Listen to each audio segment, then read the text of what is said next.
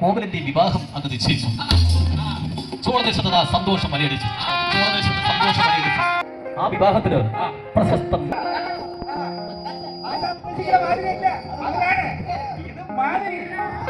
അതെ പ്രശസ്ത നർത്തകി ചിത്രാവതിയുടെ മകൾ മാധവി.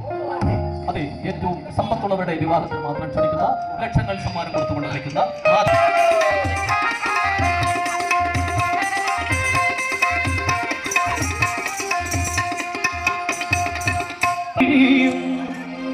മധുര സ്വപ്നം